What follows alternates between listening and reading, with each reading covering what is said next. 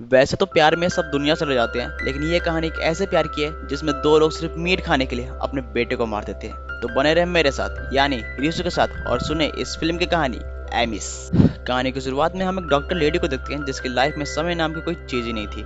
सुबह अपने बच्चे को स्कूल छोड़ना और 12 बजे रात को क्लिनिक से वापस लौटना, जो कि बिल्कुल थका देने वाला काम था, उसका यही दिनचर्या बन गया। तभी सीन शिफ्ट होता है और हम सुमन नाम के लड़के को देखते हैं जो एंथ्रोपोलॉजी डिपार्टमेंट में पीएचडी कर रहा था, जिसका काम अलग अलग वैरायटी के फूड आइटम को रिसर्च करना और उसके स्वाद का पता लगाना था। फिर हम उसके दोस्त एलिजा को देखते हैं जो कि ज्यादा मीट खाने के कारण अभी बेड पड़ा हुआ था।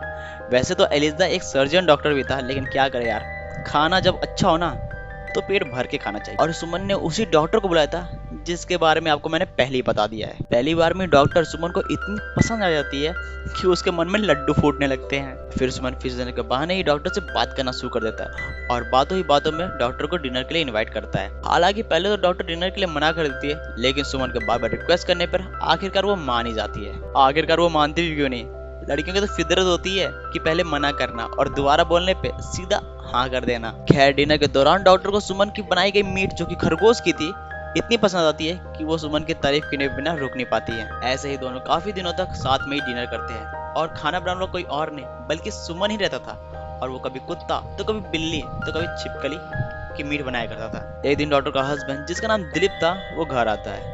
वैसे तो दिलीप भी एक डॉक्टर ही था, लेकिन उसकी पोस्टिंग आउट ऑफ फेब्रुअरी हुई थी, यानी कि कंट्री से बाहर, जिसकी वजह से वो अपना टाइम घर में स्पेंड नहीं कर पाता था और ना ही अपने फैमिली को समय दे पाता था। जब डॉक्टर अपनी फैमिली के साथ बैठ कर डिनर कर रहे थे, तभी डॉक्टर अचानक से उठती है और किचन में जाकर उसमें रखे मांस को निकाल कर खाने लगती है। इस पे दिलीप वहाँ पे आता है और पूछता है, तुमने वो खाना छोड़ के ये क्यों खा रही हो? जिस पर डॉक्टर जवाब देती है, मुझे मीट खाने का मन था इसीलिए मैं खा रही हूँ। दिलीप को कुछ अजीब तो लगता है, लेकिन उस पर ज्यादा शक न करते हुए वहाँ चला जाता है। और फिर कुछ दिन के बाद ही दिलीप को फिर से अपने काम के कारण अब्रॉड जाना पड़ता है। दिलीप के अब्रॉड जाने के बाद ही कुछ देर के बाद डॉक्टर का फोन फिर से रिंग होना शुरू कर देता है और उस फोन के पीछे कोई और नहीं बल्कि सुमन ही था, जो कि डॉक्टर को फिर से डिनर के इन्वाइट कर रहा था। इस बार सुमन डॉक्टर को डिनर पे चमगादड़ खाने के लिए बुला रहा था, जो कि डॉक्टर का सबसे फेवरेट खाना था। गाइस यार, चमगादड़ भी कोई खाने की चीज है? मुझे तो लगता है ना चीन वालों ने भी ना भाई इन्हीं दोनों से ट्रेनिंग ली होगी कि कैसे कीड़े मकोड़ों को खाया जाए। डॉक्टर के डिनर करने के बाद और सुमन के साथ इतना टाइम स्पेंड करने के बाद डॉक्टर को अब सुमन थोड़ा अच्छा लगने लगा था, लेकिन ये लव था या फिर अट्रैक्शन, इसमें वो थोड़ी कंफ्यूज तो जरूर थी। लेकिन इधर दूसरी तरफ सुमन, जो कि डॉक्टर के प्यार में पूरा पागल हो गया था,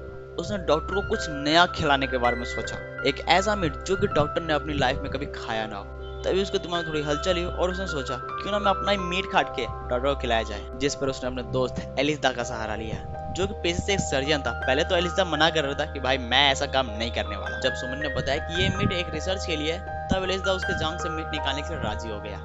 जांग से मीट निकलने के बाद सुमन ने उसको पका दिया और डॉक्टर के क्लिनिक में जाकर रख दिया, जिस पर सुमन ने मुंह से ना बोलते हुए फोन में टाइप कर दिया कि आपके लिए मैंने मीट रख दिया है और आप खा के बताना कि आखिर ये मीट आपको कैसा लगा। इधर डॉक्टर इस बात से अनजान कि वो किसी जानवर का मीट नहीं बल्कि एक आदमी का ही मीट है, उसको बड़ी चाव से खाने लगी और उसको उस मीट खा के ऐसा लगा कि वो किसी स्वर्ग में है और वो अप्सरा बन चुकी है। यानी कि वो दिया गया मीट बाकी सभी मीटों से बहुत ही ज्यादा अच्छा लगा, जिस पर उसको जानने की इच्छा हुई आखिर ये मीट है किस चीज का जो कि इतना अच्छा लग रहा है। डॉक्टर ने सुमन को कॉल किया और उसे पूछा, लेकिन सुमन ने कहा कि मैं तो आपको मिल के ही बताऊंगा।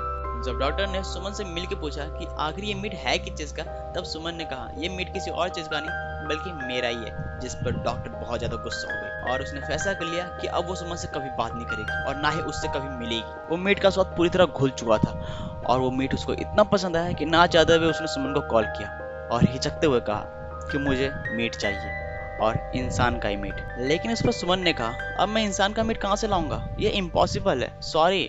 लेकिन अब डॉक्टर लालची हो चुकी थी, उस पर मीट खाने का भूत सवार था। एक बार तो डॉक्टर ने सुमन को मरी हुई लाश ही पकाने को कहा, लेकिन लाश के सड़ जाने के कारण सुमन ने उसको नहीं काटा और उसने कहा कि कोई ताजा मांस दो मुझे, तब मैं काटूंगा। जिस पर डॉक्टर ने सुमन को अपने घर बुलाया और उसने कहा, वो रहा मेरा बेटा, मुझे उसका मीट खाने के लिए दो। पहले तो सुमन थोड़ा हिचकिचाया कि इसका बेटा है कैसे मारूं, लेकिन बाद में उसने ये काम कर दिया, उसने उसको मार दिया। लेकिन जब उसके बेटे को वो काट रहा था, तब इस बात से अनजान के पीछे उसको कोई देख भी रहा था और फिर उस लड़के ने सुमन के किए गए कारनामों के बारे में सारी बात पुलिस को बता दी, जिस पर पुलिस ने सुमन को गिरफ्तार करके उसे सारा सच उगलवाया और फिर डॉक्टर और सुमन को गिरफ्तार करके फांसी की सजा सुना दी और इस जुर्म पर कि वो दोनों इंसानों का ही मांस खाते हैं और उसने अपने बेटे को ही मार दिया सिर्फ खाने के चलते। और बाद में पता चलता है कि डॉक्टर भी सुमन से अब प्यार करने लगी थी।